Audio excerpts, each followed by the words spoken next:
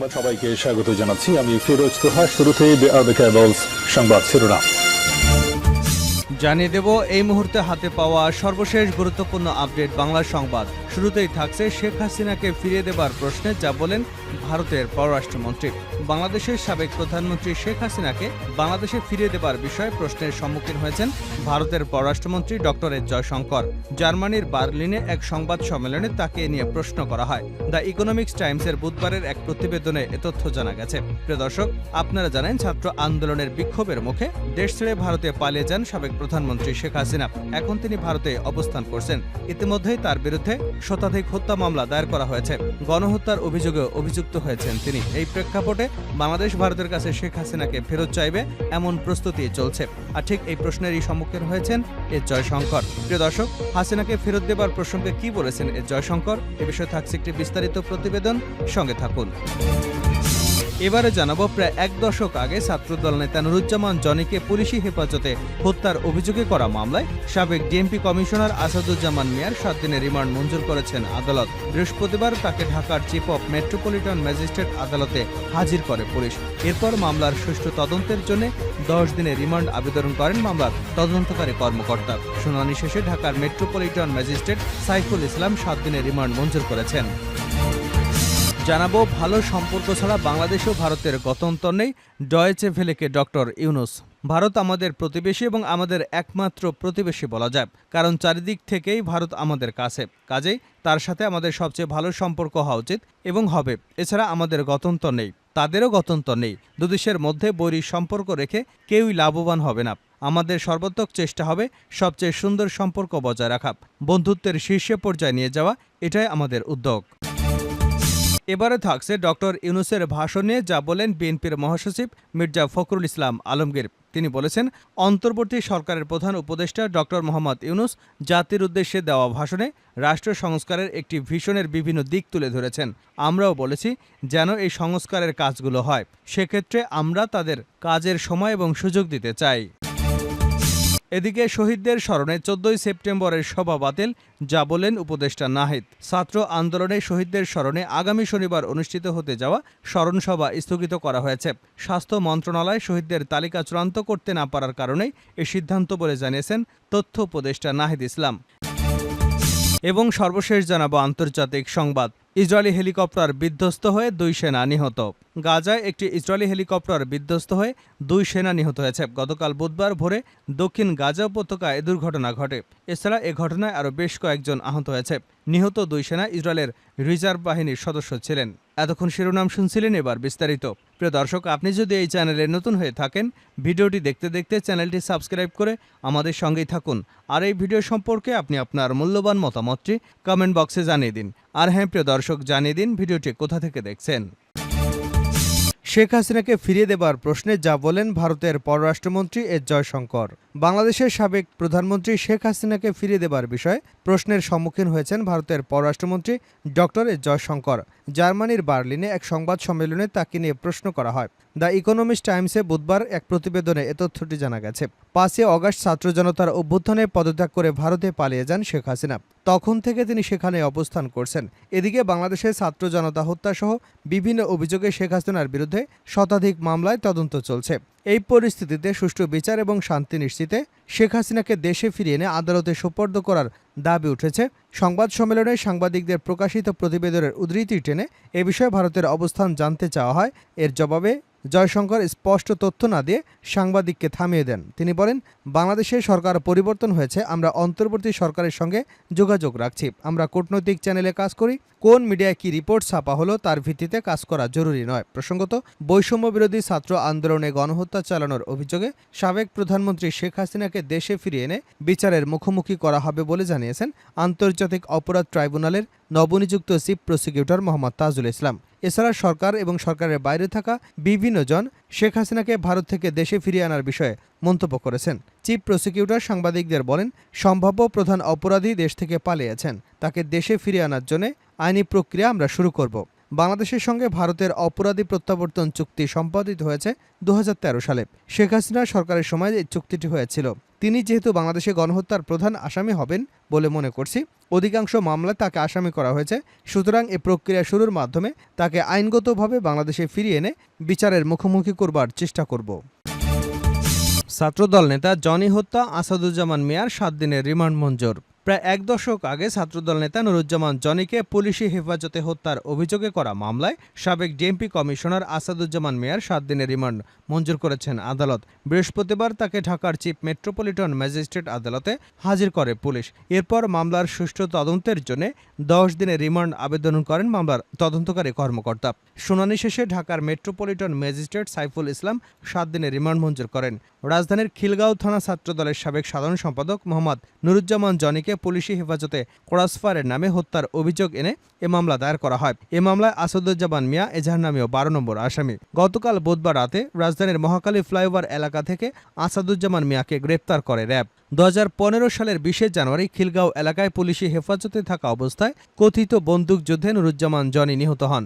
এর প্রায় 10 বছর পর গত 3রা সেপ্টেম্বর জনির বাবা ইয়াকুব আলীর করা খিলগাঁও থানার মামলায় সাবেক এমপি সাবের হোসেন চৌধুরী সহ 62 জনের নাম উল্লেখ করা হয়েছে। মামলার এজাহারে বলা হয়েছে 2015 সালের 19 জানুয়ারি সকাল আনুমানিক 8টা 15 মিনিটের দিকে নুরুজ্জামান জনি এবং তার সহপাঠী মঈন সহ ঢাকা কেন্দ্রীয় কারাগারে ছোট ভাই মনিরুজ্জামান হীরাকে দেখতে যান। কেন্দ্রীয় কারাগার থেকে ফেরার পথে আসামিরা জনি ও মঈনকে ডিবি পরিচয় দিয়ে অবৈধভাবে আটক করে অজ্ঞাত স্থানে নিয়ে নির্যাতন চালায়। পরে তাদের ডিবি ঢাকা মেট্রোপলিটন দক্ষিণ কার্যালয়ে নিয়েও নির্যাতন চালানো হয়। তখন মনিরুজ্জামান জনি 7 মাসের অন্তঃসত্ত্বা স্ত্রী মুনিয়া পারভিন সহ আত্মীয় স্বজনরা খিলগাঁও থানা ডিবির দক্ষিণ office, Dhaka metropolitan police office সহ বিভিন্ন থানায় হন্যে হয়ে খুঁজে বেড়ান। আসামিরা জনিকে আটক করেনি বলে জানান। 2 দিন ধরে খোঁজাখুঁজির পরও জনির কোনো সন্ধান পাওয়া যায়নি। 20 জানুয়ারি রাত আনুমানিক 3টা থেকে 3:30টার দিকে খিলগাঁও থানার জোড়াপুকুর খেলার মাঠের আশপাশের মানুষজন চিৎকার শুনতে পান। নির্যাতিত ব্যক্তিটি পানি পানি বলে চিৎকার এবং মা মা বলে আর্তনাদ করতে থাকেন। ঘটনাস্থলের এলাকার পাশের সি ব্লকের বাসিন্দা লাভলি বেগম ওই রাতে কান্নার শব্দ শুনেছেন বলে জানান। এ ব্লকের বাসিন্দা সাইফুদ্দিনের স্ত্রী সানজিদা আক্তার সেতু জানান, রাত 3টার দিকে ও মাগো মা বাঁচাও বলে কয়েকবার চিৎকার শুনেছেন। ভোররাতে বাদীসহ সাক্ষী এবং প্রতিবেশীরা খিলগাঁও থানা জোড়াপুকুর মাঠে গিয়ে পুলিশের উপস্থিতি দেখতে পান। আসামিরা বলেন, নুরুজ্জামান জনি পুলিশের সঙ্গে বন্দুকযুদ্ধে নিহত হয়েছেন। তার মরদেহ ঢাকা মেডিকেল কলেজ হাসপাতালে নেওয়া হচ্ছে। বাদী এবং সাক্ষীরা ঢাকা মেডিকেল কলেজ হাসপাতালের মর্গে যান এবং সেখানে গিয়ে দেখতে পান নুরুজ্জামানের বুকের বামে, ডানে এবং দুহাতের তালুতে 16টি গুলির চিহ্ন। তার বুক, শরীর গুলিতে ঝাঁঝরা করে ফেলেছে। শরীরের বিভিন্ন স্থানে মারাত্মক আঘাতের চিহ্ন রয়েছে। উপস্থিত আইনশৃঙ্খলা বাহিনীর সদস্যদের জিজ্ঞাসা করলে তারা কর্কশ ভাষায় গালিগালাজ করেন। মরদেহ গ্রহণ না করলে মামলা দেওয়ার হুমকিও দেন। ভালো সম্পর্ক ছাড়া বাংলাদেশ ভারতের গত্যন্তর নেই, ডয়েচে ভেলেকে ডক্টর ইউনুস। ভারত আমাদের প্রতিবেশী এবং আমাদের একমাত্র প্রতিবেশী বলা যায়, কারণ চারিদিক থেকেই ভারত আমাদের আছে। কাজেই তার সাথে আমাদের সবচেয়ে ভালো সম্পর্ক হওয়া উচিত এবং হবে। এছাড়া আমাদের গত্যন্তর নেই, তাদেরও গত্যন্তর নেই। দুদেশের মধ্যে বৈরী সম্পর্ক রেখে কেউ লাভবান হবে না। আমাদের সর্বাত্মক চেষ্টা হবে সবচেয়ে সুসম্পর্ক বজায় রাখা, বন্ধুত্বের শীর্ষ পর্যায়ে নিয়ে যাওয়া। এটাই আমাদের উদ্যোগ। সম্প্রতি জার্মানির সংবাদ মাধ্যম ডয়েচে ভেলেকে দেওয়া একান্ত সাক্ষাৎকারে অন্তর্বর্তীকালীন সরকারের প্রধান উপদেষ্টা ডক্টর মোহাম্মদ ইউনুস কথা বলেন। সাক্ষাৎকারে সরকারের প্রথম মাসে নেওয়া নানা উদ্যোগ এবং আগামী দিনের কর্মপরিকল্পনা সহ নানা বিষয়ে কথা বলেছেন ডক্টর ইউনুস। ভারত বাংলাদেশের সবচেয়ে বড় প্রতিবেশী এবং দুটি দেশ নানাভাবে একে অপরের উপর নির্ভরশীল। কিন্তু ভারতের শক্তিশালী মিত্র হিসেবে পরিচিত শেখ হাসিনার সরকারের পতনের পর থেকে দুদেশের সম্পর্ক একেবারে তলানিতে গিয়ে ঠেকেছে, এমনটাই মনে করছেন বিশেষজ্ঞরা। প্রতিবেশীদের সঙ্গে সম্পর্কের ক্ষেত্রে আপনি কোন বিষয়গুলোকে বিবেচনা নিচ্ছেন? এই প্রশ্নের উত্তরে ডক্টর ইউনুস বলেন, ভালো সম্পর্ক ছাড়া বাংলাদেশ ভারতের গত্যন্তর নেই। তিনি আরও বলেন, পানি বন্টন চুক্তি নিয়ে আন্তর্জাতিক আইন আছে। দুদেশের মধ্যকার চলমান বিরোধ নিরসনে দুদেশ আন্তর্জাতিক আইন মেনে নিলেই সেটার সমাধান হবে। সার্ক একটা পরিবারের মতো ছিল। আমরা সেই কাঠামোতে ফিরে যেতে পারি কিনা দেখব। শুধু ভারতের সাথে না, দক্ষিণ এশিয়ায় যত দেশ আছে সবাই যেন পরস্পরের সাথে বন্ধুত্বপূর্ণ সম্পর্ক বজায় রাখে। শান্তিপূর্ণ জোন হিসেবে আমরা একে গড়তে চাই। বাধা বিপত্তি এড়িয়ে সার্ক এবং বিমস্টেককে সক্রিয় করবার চেষ্টা করব। ডক্টর ইউনুসের ভাষণ নিয়ে যা বললেন ফখরুল।